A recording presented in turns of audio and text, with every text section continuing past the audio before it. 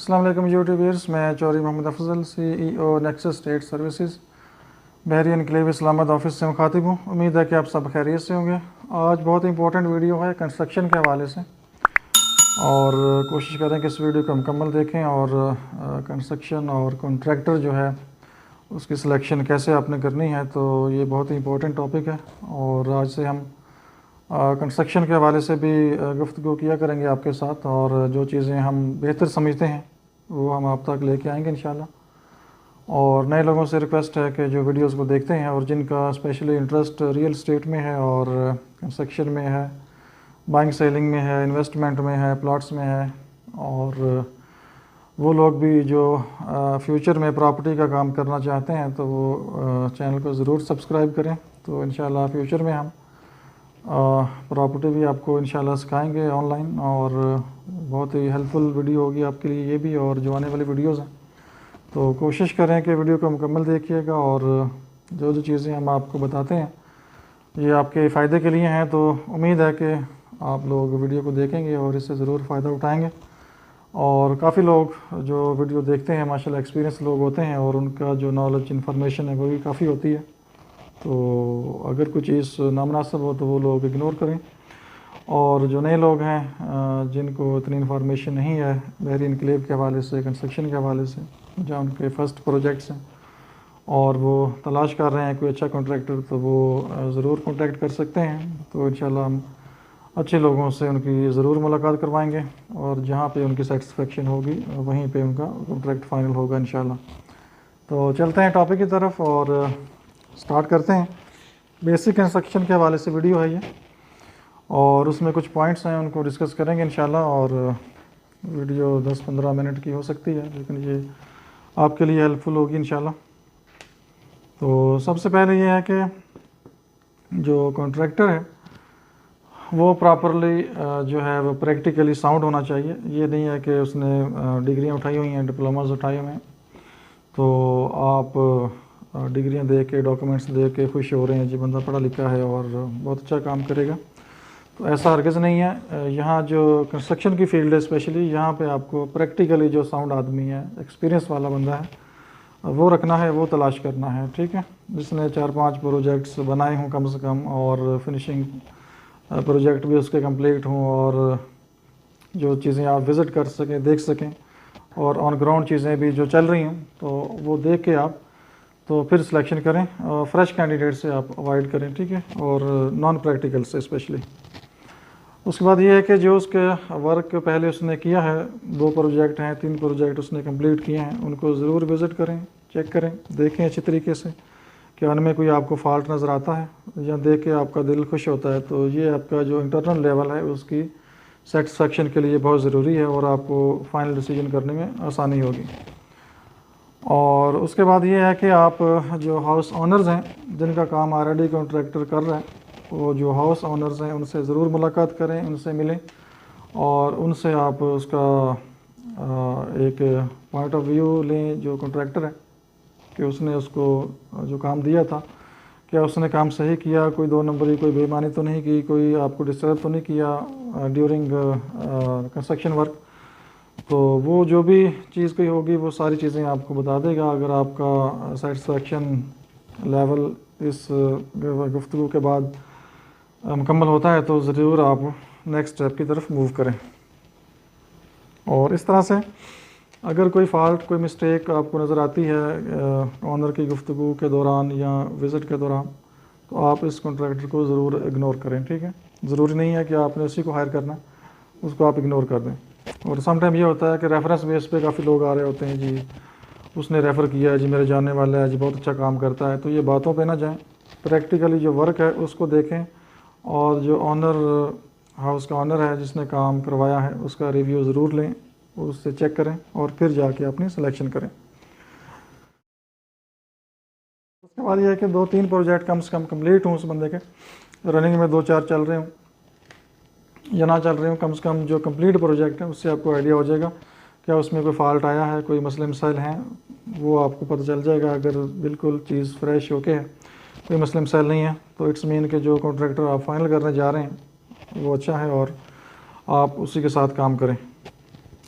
और उसके बाद ये है कि जब आपका फ़ाइनल सिलेक्शन हो जाती है, सेटिस्फेक्शन हो जाती है, तो फिर एक ड्राफ्ट तैयार करना होता है आपने, एक एग्रीमेंट तैयार करना होता है प्रॉपर, जिसमें सारी चीज़ें आपने मेंशन करनी है और पेमेंट्स की टर्म एंड कंडीशन मेंशन करनी है, जो भी आपका म्यूचुअल अंडरस्टैंडिंग के साथ टर्म एंड कंडीशंस हैं, विद फिनिशिंग के साथ दे रहे हैं, ग्रे स्ट्रक्चर दे रहे हैं, लेबर रेट पे दे रहे हैं, किस तरह से आप कॉन्ट्रैक्ट फाइनल कर रहे हैं, उसी हिसाब से आपने चीज़ों को इसमें मेंशन करना है। पेमेंट प्लान आपका क्या है, 4 इंस्टॉलमेंट हैं, 6 हैं, किस स्टेज के ऊपर आपने कितनी पेमेंट करनी है, मोबिलाइजेशन कितनी देनी है, फर्स्ट फ्लोर पे क्या है, ग्राउंड पे क्या है, मतलब जो डिगिंग टाइम पे आपने कितने एक्सपेंसेस को देने हैं, तो वो एक पूरा एक शेड्यूल तरतीब देना होता है आप लोगों ने, और ये म्यूचुअल अंडरस्टैंडिंग के साथ होता है। ठीक है, म्यूचुअल अंडरस्टैंडिंग के साथ आप इसको फाइनल करेंगे।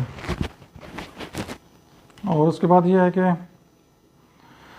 एक चीज़ आपने माइंड में रखनी है कि जब आपने इंस्टॉलमेंट देनी होती हैं, पे करनी है इंस्टॉलमेंट्स, तो समटाइम ये होता है कि कुछ पैसे ज़्यादा लोग पे कर देते हैं, एक इंस्टॉलमेंट का काम क्लियर नहीं होता तो सेकंड इंस्टॉलमेंट पहले दे देते हैं, तो इस तरह से चीज़ें मिक्सअप हो जाती हैं और कुछ लोग ज़्यादा ही फ्रेंडली हो जाते हैं, बहुत ज़्यादा फ्री हो जाते हैं एक दूसरे के साथ, और वो कहते हैं बस ठीक है, ब्लाइंड ट्रस्ट कर लेते हैं और पेमेंट उसको एडवांस में देते जाते हैं, लेकिन काम जो उसने स्टेजेस के ऊपर करना है वो कंप्लीट नहीं होता। तो इस कंडीशन में आपको एंड पे इश्यूज़ का सामना करना पड़ सकता है, और कोशिश करें कि जो पेमेंट आपने पहले दी है उसका काम पहले चेक करें, कंप्लीट काम अगर हुआ है तो फिर जो सेकंड इंस्टॉलमेंट है उसको रिलीज़ करें, इस तरह से फिर सेकंड इंस्टॉलमेंट का काम चेक करें और फिर थर्ड इंस्टॉलमेंट आप रिलीज़ करें। ठीक है, हमने देखा है मार्केट में कि लोग ज़्यादा पेमेंट्स कर देते हैं और एंड पे फिर इश्यूज़ का सामना करना पड़ता है। ठीक है, और उसके बाद ये है कि बाकी जो भी आपकी टर्म एंड कंडीशंस हैं वो म्यूचुअल अंडरस्टैंडिंग के साथ ही आपने करनी है। ठीक है, विटनेस ज़रूर डालें कॉन्ट्रैक्ट के ऊपर, और एक अच्छा जो वेल नोन आदमी है मार्केट का कोई भी मींस के जो आपको रेफ़र कर रहा है या जो आप जिसको जानते हैं उसको भी साथ एज अ विटनेस ज़रूर रखें, पेमेंट्स देते हुए, पेमेंट्स की जब टर्म एंड कंडीशंस तय हो रही हैं या पेमेंट्स आप दे रहे हैं, रिलीज़ कर रहे हैं, तो एक विटनेस भी अपने पास ज़रूर रखें। और इसके बाद ये है कि रिकमेंडेशंस हैं कुछ, वो मैं मुनासिब समझता हूँ कि आपसे रिकमेंडेशंस भी शेयर करूँ। तो उसमें यह है कि आपने जो नॉन प्रोफेशनल कॉन्ट्रैक्टर है उसको हायर नहीं करना। ठीक है, जो ग्रीडी पर्सन है उसको हायर आपने नहीं करना। इस तरह से जो न्यू कमर्स हैं उनको आपने हायर नहीं करना। इस तरह से जो रेफरेंस बेस पे लोग आ जाते हैं, मेरा फ़लाँ बंदा दोस्त घर बना रहा है जी, उसने रेफ़र किया जी, फ़लाँ को कर लें, फ़लाँ को कर लें, ज़रूर करें, लेकिन कम से कम जो चीज़ें मैंने बताई हैं वेरिफिकेशन करके, सारी चीज़ें चेक करके फिर करें। और उसके बाद जो आउटसाइड एरियाज़ लोग होते हैं जिसको बहरी इनक्लेव का पता ही नहीं है, स्ट्रक्चर का ही नहीं पता कि ये कैसे यहाँ पे डेवलपमेंट होनी है, कैसे काम करना है और इसकी सॉइल कैसी है, यहाँ पे डिगिंग करते वक्त, पाइलिंग करते वक्त क्या क्या चीज़ें मद्देनज़र रखनी होती हैं, क्योंकि चीज़ें कुछ डॉक्यूमेंटेशन के मुताबिक हो रही होती हैं और कुछ आपने अपने प्रैक्टिकल जो चीज़ें होती हैं उसको भी आपने उसमें मद्देनज़र रखना होता है। ज़रूरी नहीं है कि लकीर का फ़कीर ही आपने चलना है, तो कुछ चीज़ें आपका जो प्रैक्टिकल जो एक्सपीरियंस होता है उस बेस पे भी चीज़ें हो रही होती हैं, तो वो भी साथ साथ ज़रूरी होता है। इसलिए प्रैक्टिकली जो लोग होते हैं वो ज़्यादा कामयाब होते हैं एज़ कम्पेयर टू जो फ्रेश लोग होते हैं जो नॉन एक्सपीरियंस होते हैं। अब जो नॉन एक्सपीरियंस या जो फ्रेश लोग हैं वो क्या करें, वो किसी के साथ काम करें, 2-4 साल लगाएं, प्रॉपर वहाँ से एक्सपीरियंस हासिल करें, ठीक है, और सीखें चीज़ों को, उसके बाद प्रॉपर वो मार्केट में आएँ। ठीक है, जब वो किसी के साथ मिल के काम करेंगे, सीखेंगे, तो वो कल को कह सकते हैं ये प्रोजेक्ट मेरी सुपरविजन में था या मैंने ये प्रोजेक्ट इस बंदे के साथ मिल के इसको कंप्लीट किया। ठीक है, तो वो भी आपके पास एक वैलिड पॉइंट होता है कि आप कम से कम उसका भी जो वर्क है उसको आप चेकआउट कर सकते हैं और उसके जो खूबियाँ खामियाँ हैं वो भी आपके सामने आ जाती हैं। और इस तरह से जो लोग नॉन प्रैक्टिकल, जिनका बैकग्राउंड कोई है ही नहीं, जिसका आता पता ही नहीं है आपको, उससे भी आपने अवॉइड करना है। ठीक है, और इसके बाद ये है कि ये अगर जो चीज़ें मैंने डिस्कस की हैं, इन लोगों को अगर आप हायर करेंगे तो उसका रिज़ल्ट क्या होगा, ये आपके सामने मैं तस्वीर एक लगा रहा हूँ, ये आप गौर से सुकून से देखें, इसको तसल्ली से देखें, और ये रिज़ल्ट आपको इस तरह का फिर मिलेगा जब ये लोग आप रखेंगे जो नॉन प्रोफेशनल होंगे, नॉन प्रैक्टिकल होंगे और नॉन एक्सपीरियंस होंगे, आउटसाइड एरिया से होंगे, रेफरेंस बेस पे होंगे।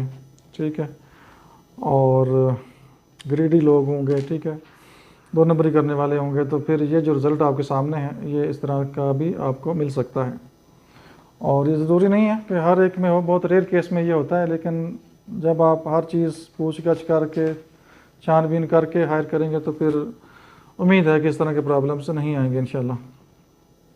और अगर आपने कॉन्ट्रैक्टर हायर कर लिया है तो आपको क्या करना है, कम से कम वीकली 2-3 दफ़ा विज़िट ज़रूर करना है आपने साइट का, ठीक है, ताकि कॉन्ट्रैक्टर को पता हो जी मालिक खुद आता है, विज़िट करता है और प्रॉपर चेक एंड बैलेंस है।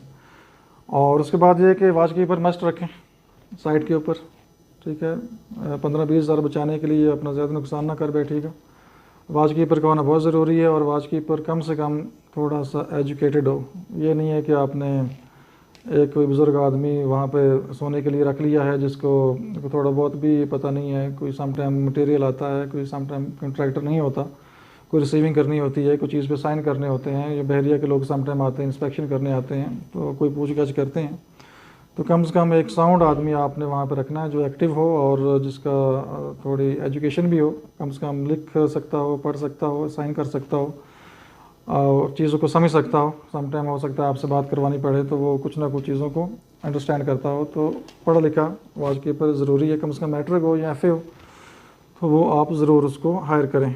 और उसके बाद ये है कि आप CCTV कैमरा भी इंस्टॉल कर सकते हैं अगर पॉसिबल है, और अगर आप जो उसका कॉन्ट्रैक्टर का वर्क है उससे आप सेटिस्फाई हैं तो फिर ज़रूरत नहीं है। अगर आपको कहीं भी थोड़ा सा भी शक महसूस होता है, कोई प्रॉब्लम्स आ रही है या कोई मसला मसाइल लग रहा है, तो आप आराम से CCTV कैमरा इंस्टॉल करें, उसकी रिकॉर्डिंग सेफ हो रही होती है, और जब भी आप चेक करना चाहें तो आप चेक कर सकते हैं। और इससे ये होगा कि जो कॉन्ट्रैक्टर है वो एक्टिव होगा और किसी गलत काम में नहीं पड़ेगा और कोई 2 नंबरी नहीं करेगा और हर चीज़ प्रॉपर एक्यूरेट तरीके से करेगा। और उसके बाद ये है कि मटेरियल के रेट्स बहुत हाई होते हैं, इसलिए वाच कीपर का होना बहुत ज़रूरी है। और सम टाइम चीज़ें आगे पीछे भी हो जाती हैं, इतनी कॉस्टली चीज़ें हैं, स्पेशली स्टील। और उसके बाद जो पैसा लगा रहा होता है बंदा उसके लिए तो एक एक चीज़ इंपॉर्टेंट होती है और कीमती होती है, तो इसलिए वाच कीपर को सख्ती से कहें कि यहाँ पे कोई चीज़ आगे पीछे ना हो और प्रॉपर हर टाइम आपने यहाँ पे ड्यूटी देनी है।